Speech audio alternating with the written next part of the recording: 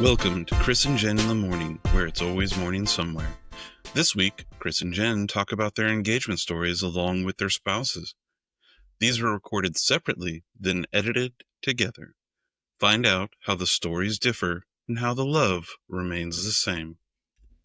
Is it recording? Yeah.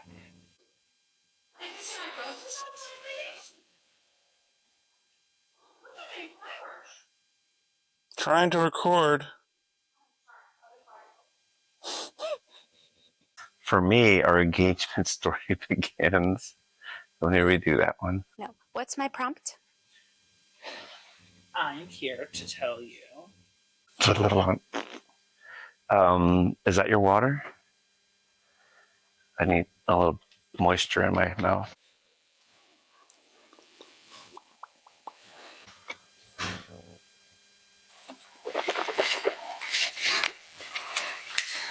Okay. For me, our engagement. I'm here to tell you the Chris and Frank engagement story. I'm here to tell you the Jen and Ace engagement story. I'm here to tell you the Chris and Frank engagement story. I'm here to tell you the Jen and Ace engagement story. For me, it all begins.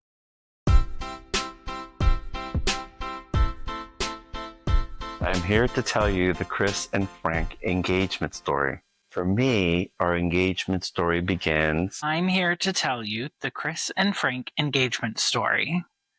For me, our engagement story begins A couple of months prior to the date. We had gone out to dinner with our friend, and she had started a conversation about, have you guys thought about when you want to get married and all that? And we had thought about it, but we didn't really set the date or anything like that. Now, we were planning to go out to California to visit my family, because Chris had met some of my family, but not my parents. And I have a lot of family that lives up in the Napa area. we were taking a trip to San Francisco. I went up to Napa Valley to meet some of Frank's family. I had never been to San Francisco or to Napa before, and so we had planned this trip. I remember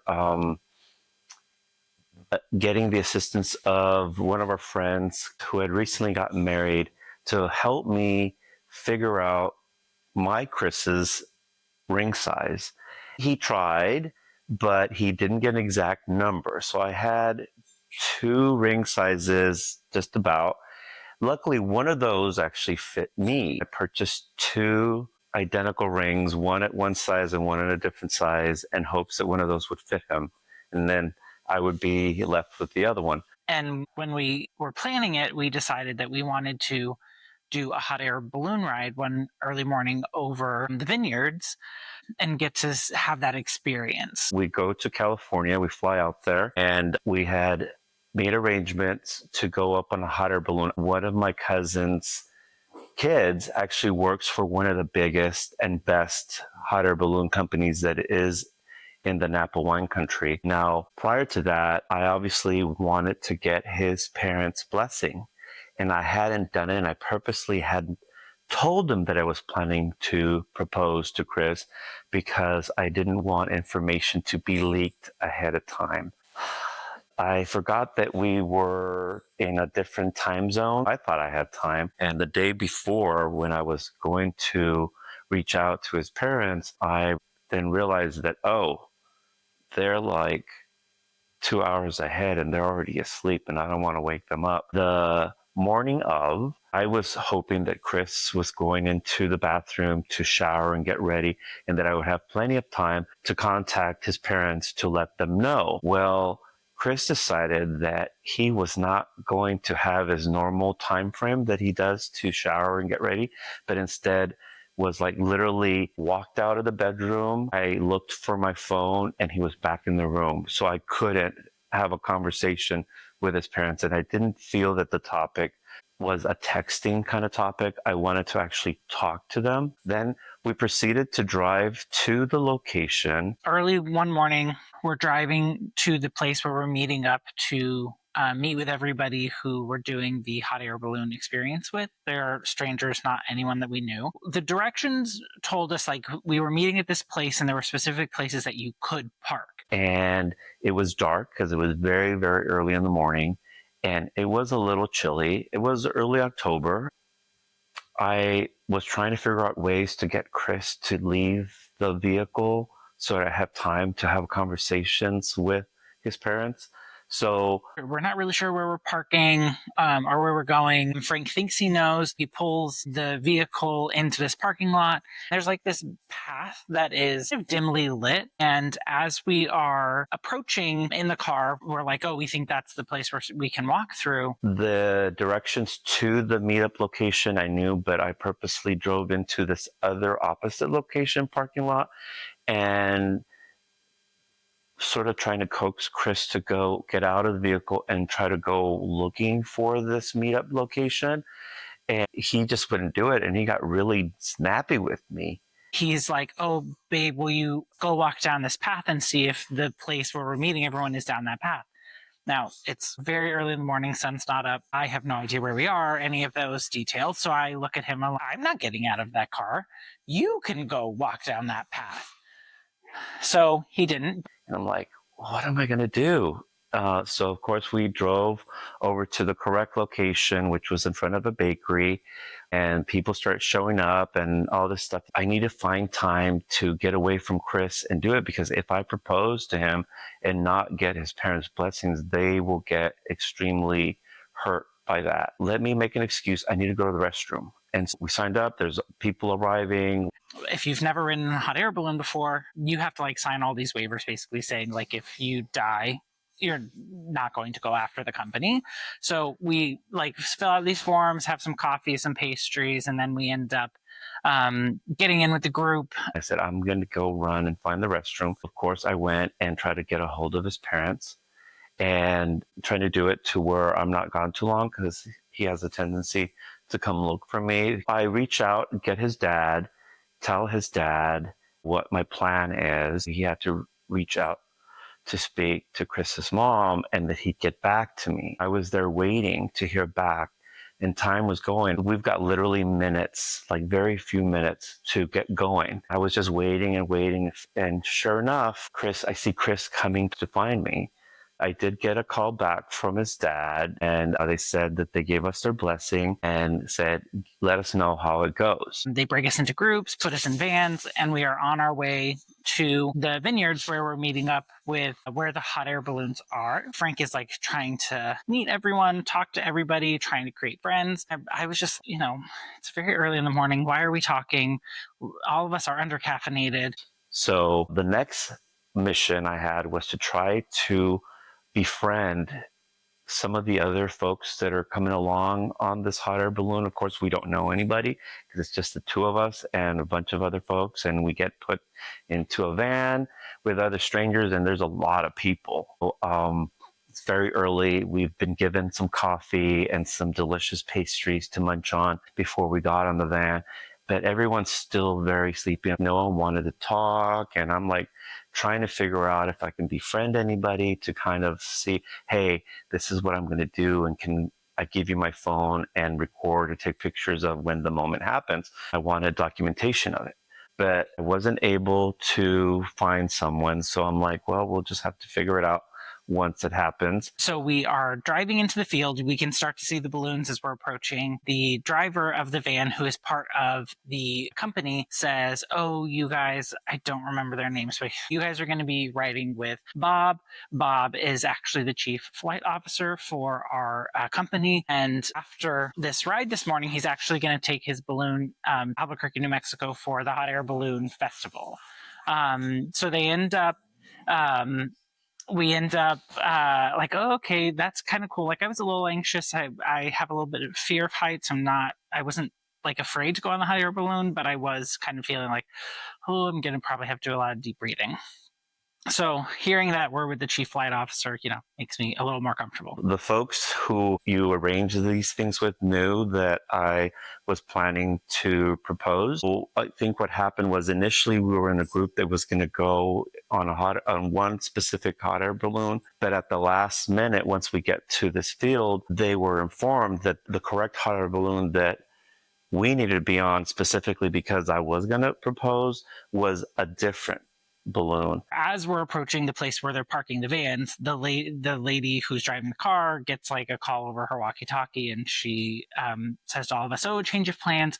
You're actually going to be riding with Fred." And Fred is a local farmer. And I know that there's some sort of story about, we were going to get the most expert balloon guy to get on, who was going to be driving the initial hot air balloon. At the last minute, we got put on one where a local farmer has a passionate hobby of doing hot air balloons. Fred is a local farmer who's very passionate about hot air ballooning, and so you'll be riding with him.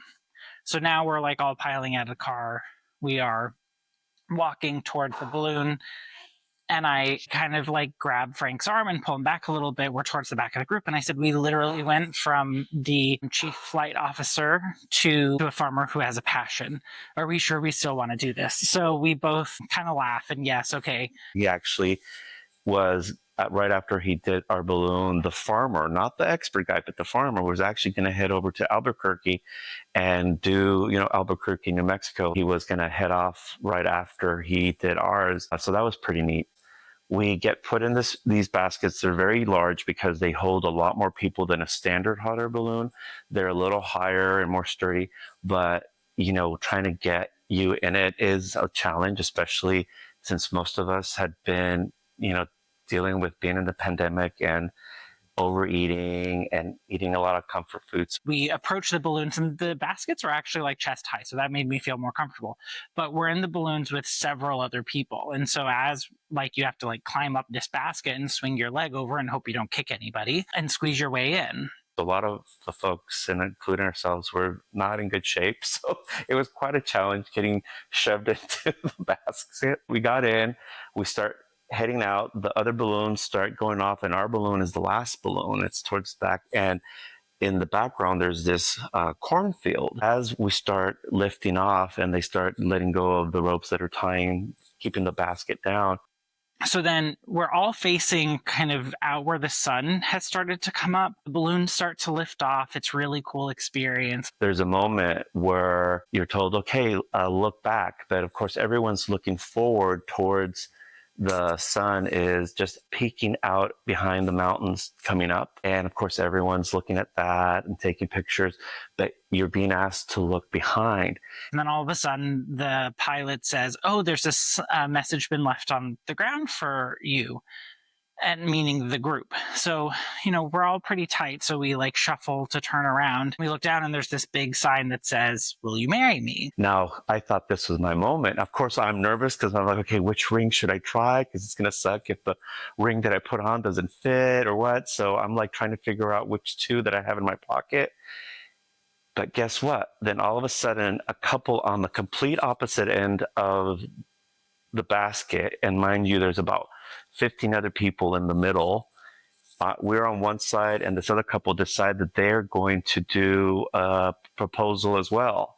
All of a sudden, you start to hear like applauding, and you look down, and on the other side of the balloon basket that we were in, there was a guy who had gotten down on his knee and was proposing to this woman. We're all clapping. Good for them. Congratulations. Of course, that takes root and is happening, and it distracts everyone. And then the pilot is saying, okay, look back on the field.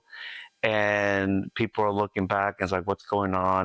So then we, start refocus on like the sun coming up. Frank is like, did you see the sign? I tell Chris, hey, do you look back? And I said, yeah, I saw the sign. He's like, yeah, but did you see it? Because what's happening is that a group from the company are in front of the cornfield, and they've just opened up a huge banner that says, will you marry me? Which now is intended for not just me, but for the other couple that are getting engaged as well. So there's all this like commotion going on. Everyone's confused. Chris is feeling confused. And I said, yes, I saw the sign. He's like, no, but turn around and look at the sign. So he doesn't feel the need to look back because he didn't actually catch it. But I'm like purposely trying to get him to look back. But if you tell him, please look back. So I turn around again, shuffle around, and I said, it says, will you marry me? And he does. And he doesn't get it. And he sees that it says, will you marry me? And when I turn back around, he's like down on his knee and fishing in his pocket. I thought that he was not mocking or making fun of, but just like, I don't know. I just thought he was poking fun. And I was like, what are you doing? Get up, stop, get up. What are you doing? And as he turns back and the sun is starting to, a little beam of sun is hitting my face, and I get on one knee, and I hold up my hand, and I have this shiny ring, and I'm like, will you marry me? And just then he like pulled a ring out of his pocket and asked if I would marry him. I was very excited. I was totally not expecting it. And so it was like a lot of fun, a lot of emotions. And then he starts bawling and crying and stuff. And so, we did that. He said yes, which I'm glad he did, because in my head, I had already said, if he says no, he's going over the basket and it'll just be an accident. And hopefully there's insurance and I'll get a few dollars off of it and we'll be good. But he said yes. And because I wasn't able to find anybody, we had to replay it a second time, numerous times. And we had folks that were standing near us that we gave my phone to, and they were so gracious and took pictures and videos. So we were able to document it. But most that that we showed our family and friends are basically a retake, a reenactment of it, because the real one, I didn't have anyone to help out. So we had to redo it again. Because we didn't know anyone and we weren't really able to make any connections with anyone, we ended up not being able to capture the real moment when it all happened. But we do have a few reenactment photos still on the balloon, but they weren't necessarily the originals. So we finished this beautiful hot air balloon ride. We end up going and having breakfast with some of his family. We're able to share with them the good news. We then do a couple of wine tastings at a couple different vineyards. One of them he had actually sent me the confirmation to if I had scrolled all the way down and read in the email, like there's a place where you could leave notes. And he had actually written in the notes section was just engaged or something like that. He was afraid that I had saw that and I hadn't seen it. So it was still a surprise. That was how I proposed to him, on going over the wine fields in Napa Valley in October, and he said yes. Then a year later, we ended up getting married. That's my story. Yeah, that is how I remember our engagement story.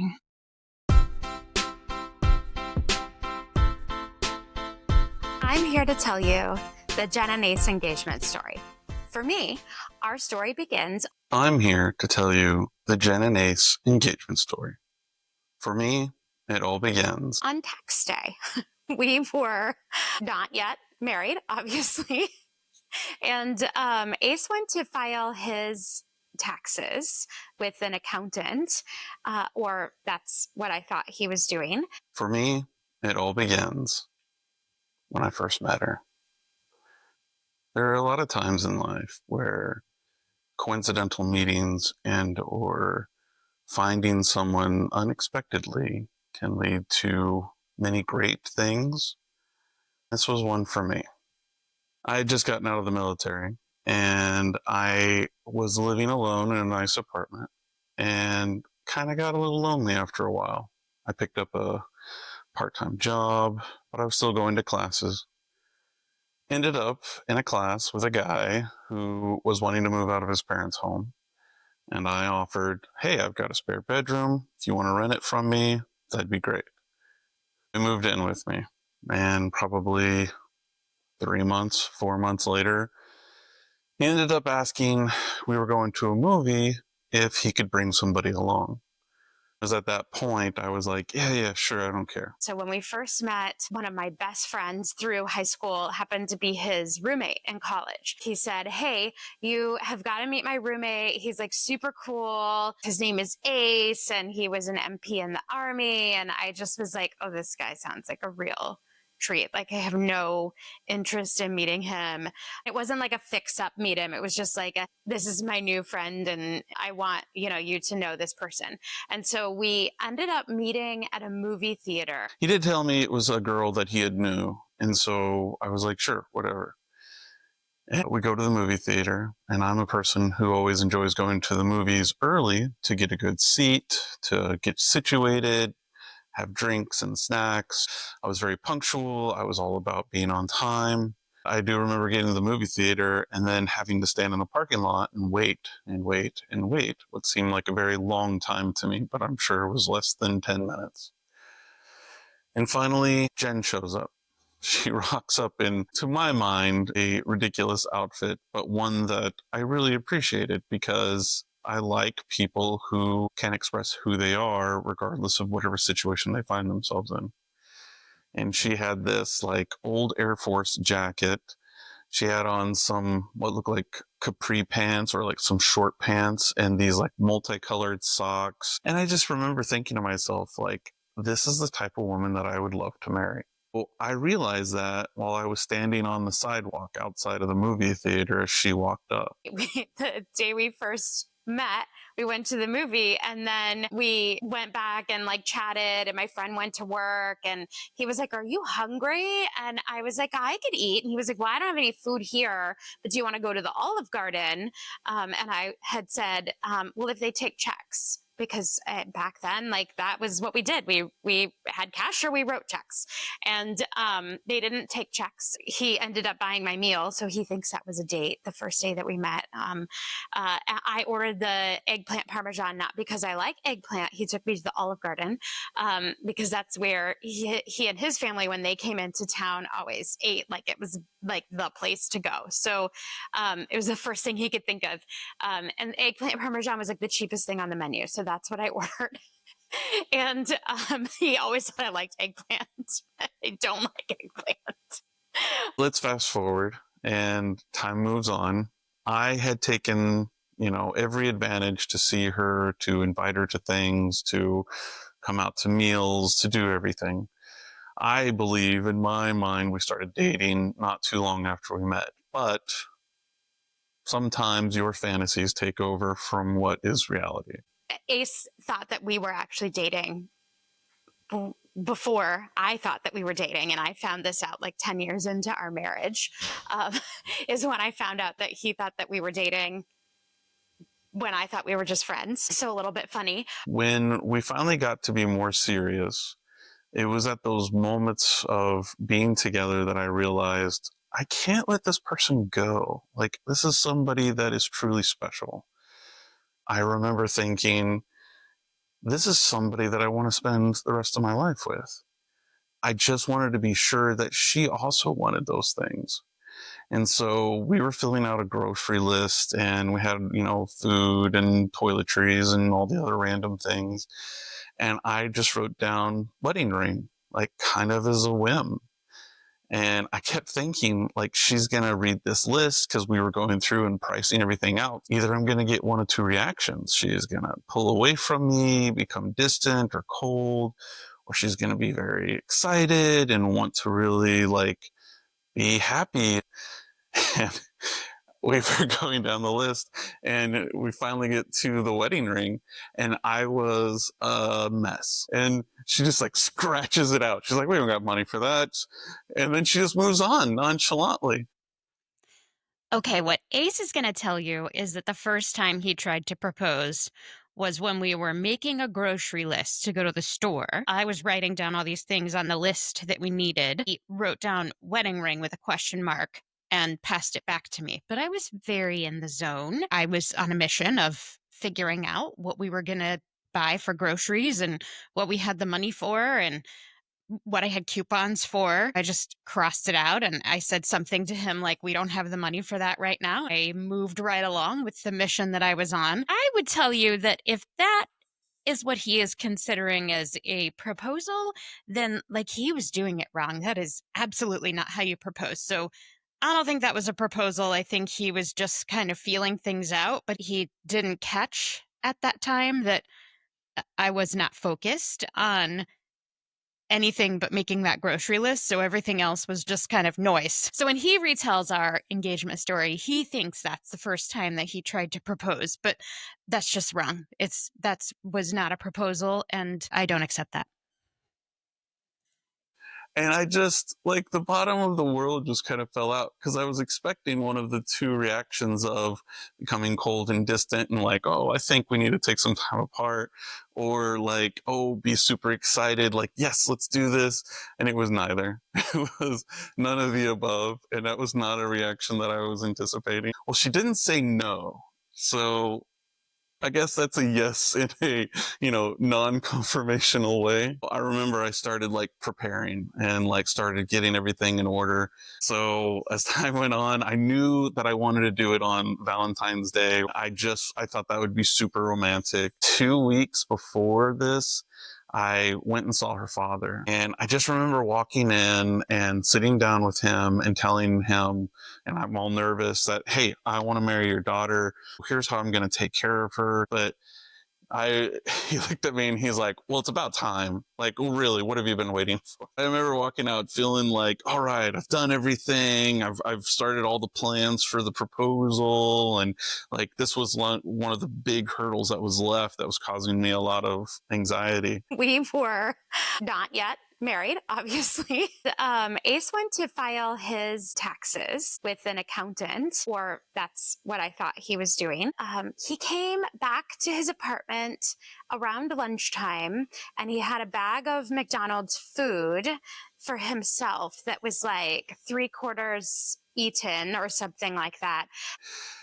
And when I get anxious or something like really bothers me, I tend to go and grab fast foods. I remember I went and grabbed fast food, and my brain just was full of all the thoughts of what I needed to get done next. And I remember being incredibly upset at him that he was so thoughtless that I wouldn't also want to have lunch, like this irrational anger that I had about the fact that he would eat without me. And I got home and Jen was so mad at me because it wasn't the fact that she likes fast food. It was the fact that I didn't even bother to offer her something. What I didn't know at the time, after we had this whole huge argument not about the food, but about him not thinking he was going to come home and maybe I would want to have a meal as well and we could have one together, just like not thinking about me, which is hilarious if you know us, that Ace is constantly thinking about everyone but himself.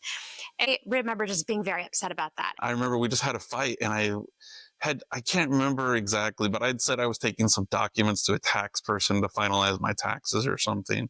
And I didn't have a good excuse when I came back and like why I was so full of anxiety and everything. And I just kept like, it's okay. I'm sorry. Next time I'll do better. Because here I was thinking like, the wedding and marriage and here I am just messing it up on the first like go around. If you fast forward, that happened to be the day that he was talking to my parents about asking me to marry him, and he was really stressed about that whole conversation, and so he just was kind of not thinking about anything else, so it's kind of funny to know that that's what happened, and we had this whole fight, and he like a true knight in shining armor didn't argue back with the do you know what I was doing and what I just had to go through. So it's funny for me to think back and imagine that. But on the day that we actually got engaged, it was Valentine's Day, and we went out for a date. I wanted to really like redo the night we met the first time. We went to the movie theater that we had met at and saw Chicago, and there was like a ton of people there that night. Ace actually recreated on Valentine's Day, the day that we first met. We saw Chicago. That was in theaters at the time. We were leaving the theater and I just like kept grabbing hold of her hand because I thought we'd get separated, and I really wanted to make the proposal on the little piece of sidewalk that we'd first met on. We come out of the movie and it's Valentine's Day, so it's a busy day at the movie theater. And we're in front of the theater on the sparkly concrete in front of the theater. And we like walked out of the movie theater and it's just tons of people, it's like hustle and bustle and everybody's got their popcorn. People are coming into the movie theater. People are leaving. They maneuvered us. Like I had to park in a certain area so that we would cross this part of the sidewalk. I got to that spot. And he like kneels down and I think that he's tying his shoe. I was like, all right, we're going to do this. So I like dropped to one knee and I reach in my pocket where I kept the ring all night and I pulled the ring out and I look up at her and I like start this whole thing. And I'm just saying to him, like, get up. When two people meet, that sometimes special things happen. Why would you tie your shoe here? She's the thing that's most special to me, that I want the rest of our lives to be. This is a really busy place. As great as what our life had been up to that point, if not better. Everybody's coming and going. Like, this isn't the place to tie your shoe.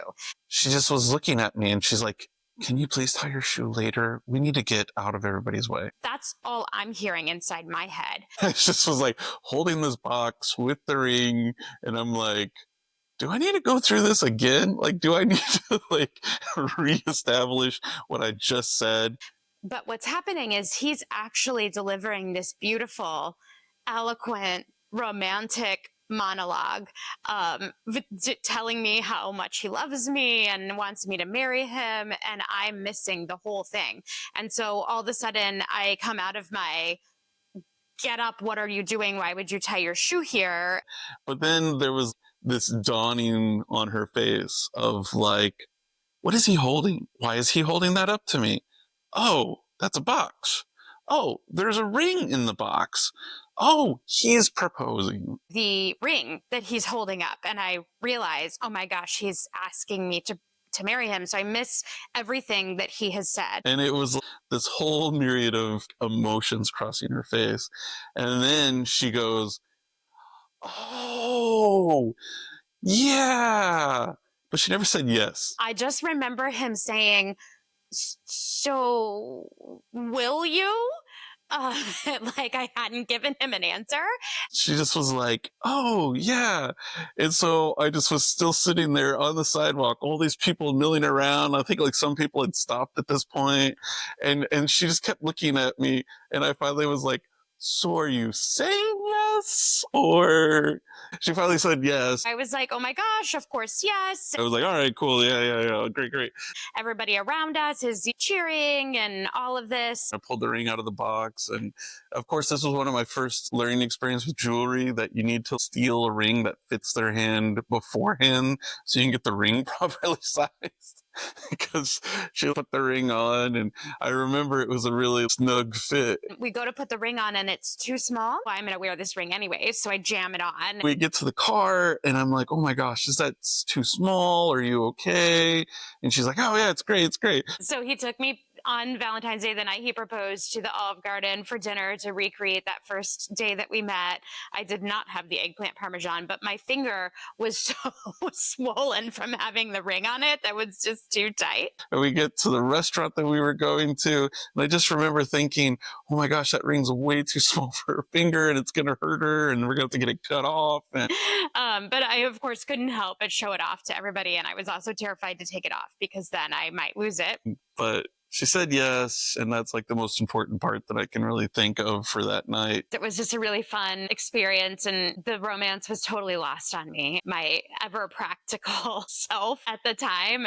But to look back on it is really sweet, and I think such a classic representation of our relationship. Me being I have no idea what's going on or what's happening around me, and I'm in my own little world, and the art or the beauty of the moment is kind of lost on me at the time. And until I think back later, and him like making this gigantic romantic gesture. And I think that's what life is, really.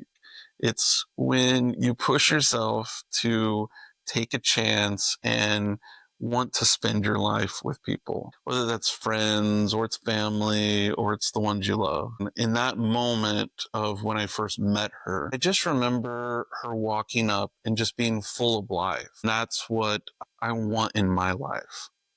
I feel like this story of our engagement is very like classic Jen and Ace relationship, very descriptive. But now, more than 20 years later, I still have a deep appreciation for everything that he did to make that story like such a beautiful romantic experience. When I proposed, that's all I kept thinking. This is who I want to be with me, to give me strength in those times that life is difficult, to make those happy moments even brighter, or to be with me when I'm sad. To this day, I never regret it. I never look back on any of the moments that we've spent together and think, boy, I wished I'd done that alone. Instead, I always think back to that girl I first met on that sidewalk. I know that I am definitely the apple of his eye, and he is my knight in shining armor. And I think, I got to do this all with her. And for that, I'm really grateful. Just a really fun, beautiful story. So that's our proposal story.